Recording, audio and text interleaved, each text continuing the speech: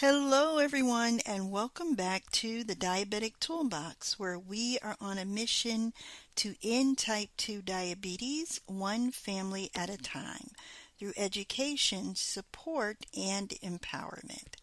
I'm your host, Renee Reid, emotional eating and diabetes lifestyle coach and yoga teacher. And on this show, we share tools and tips to help you manage your blood sugar and lose weight without starving yourself or spending hours a day in the gym.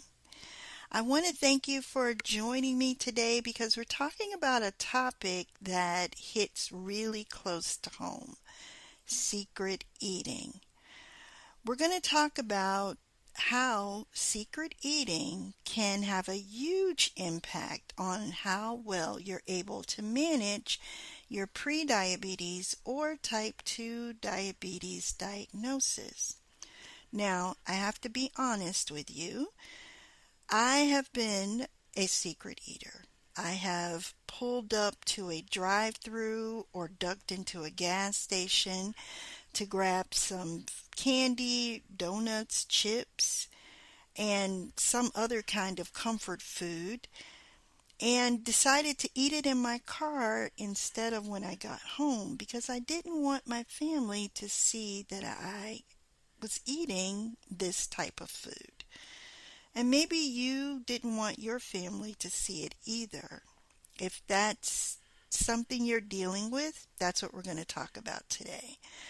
Because you knew that if you shared with them what you were eating, that they would frown upon it because of your diagnosis, and probably because you've told them on more than one occasion that you were going to lose weight, lower your blood sugar, start working out, just get healthy overall. I've done that, and I know how heavy that cycle of guilt and secrecy can feel. Secret eating isn't just about the food, though. It's about the emotions that come with it. So let's talk about it. What is it? How does it affect your health? And I want to share with you 3 strategies that helped me to stop secret eating. And I have to thank my coach, Leslie, for that. Um, So, what is secret eating? Secret eating happens when we hide food. We hide our eating habits from our families, and it's usually foods that we think we shouldn't have.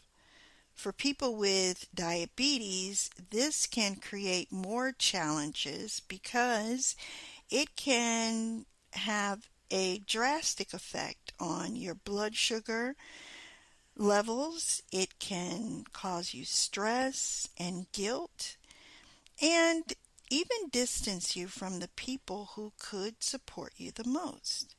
But the truth is that you don't have to stay stuck in this cycle. If I can break free, you can break free too.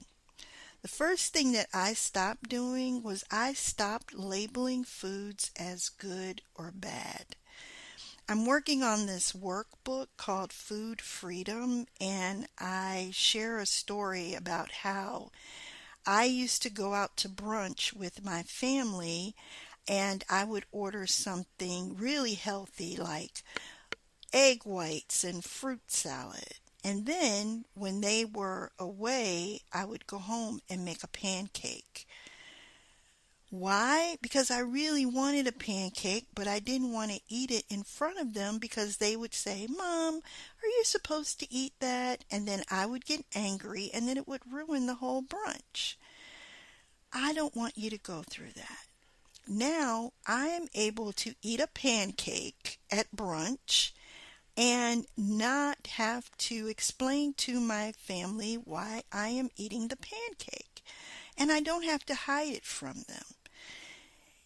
Do I eat pancakes every day? No, I do not. But now I am able to incorporate the foods that I enjoy into my meal planning without spiking my blood sugar. The next thing that I did was I stopped eating standing up over the sink. If you are a mom, you know that we cook foods for our families, and then sometimes we get to sit down and eat with them, but other times we don't because we're trying to do five different other things.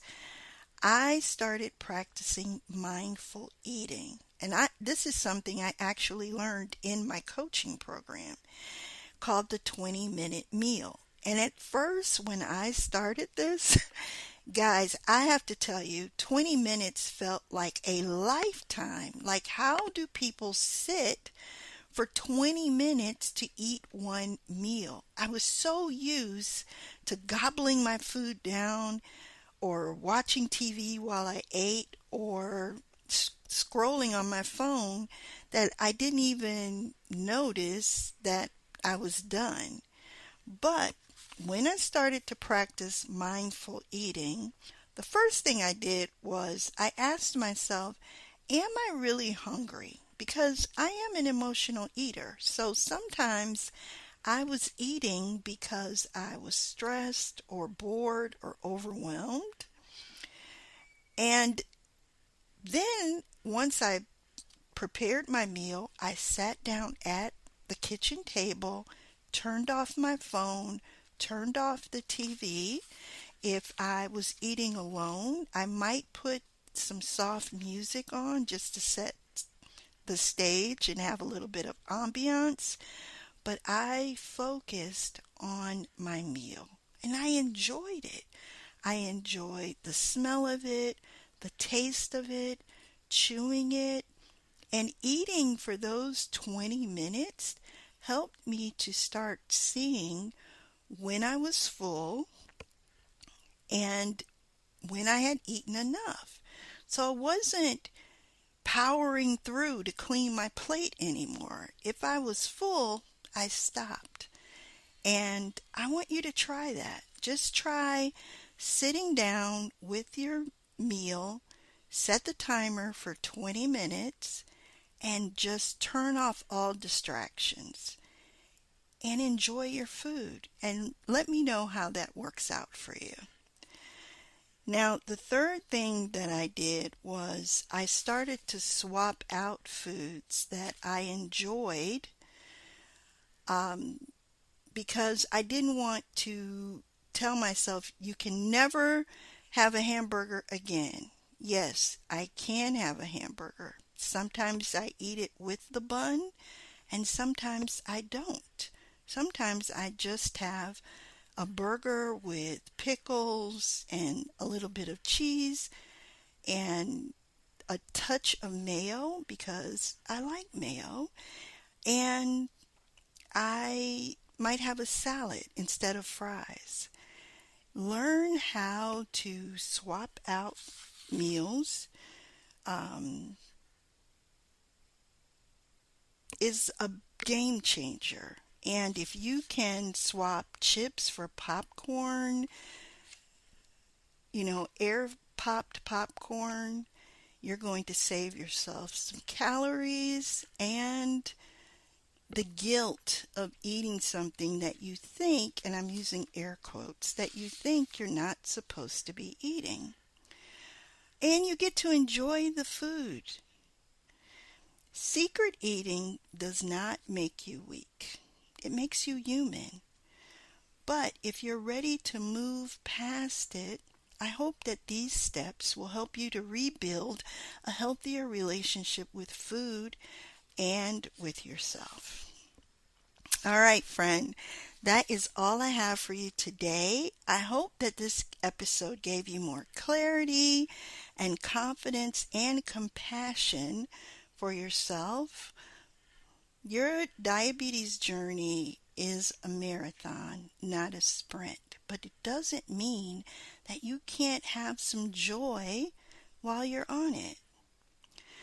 Be sure to share this episode with someone you love, and don't forget to follow the blog at thediabetictoolbox.com so you never miss an episode or an update.